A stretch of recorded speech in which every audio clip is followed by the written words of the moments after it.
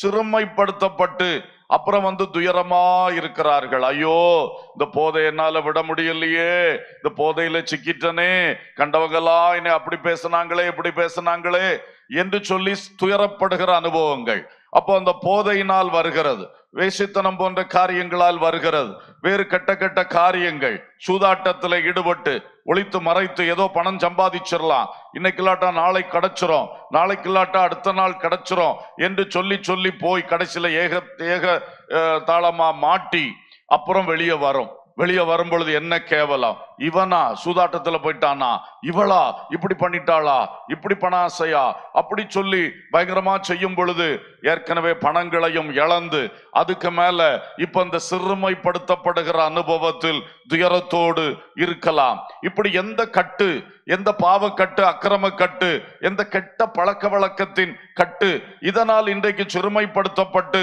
இருக்கிறீர்களோ, அல்லது உங்களுடைய சில நடவடிக்கைகள், சில காரியங்கள், பிரைவேட் திங்ஸ் அது பப்ளிக்ல வந்ததுனால இன்றைக்கு நீ சிறுமைப்படுத்தப்பட்டு காணப்படுகிறாயா?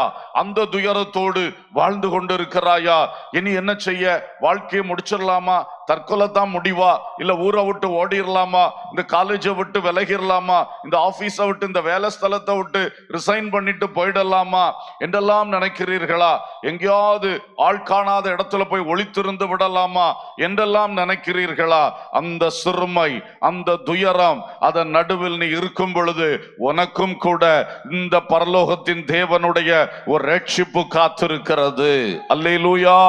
அதற்காகத்தான் ஆண்டவர் இயேசு கிறிஸ்து சிலுவையில் ஏறி உனக்காகவும் எனக்காகவும் சகல மனிதர்களுக்காகவும் இப்படி பாவத்தில் அகப்பட்டு சிறுமைப்படுத்தப்பட்டு ஆமென் துயரத்தில் இருக்கிற ஒவ்வொருவரையும் ரட்சிப்பதற்காக, காப்பாற்றுவதற்காக ஆண்டவர் இயேசு கிறிஸ்து சிலுவையில் தன்னுடைய இரத்தத்தை சிந்தி தன்னுடைய ஜீவனை கொடுத்தார். அல்லேலூயா!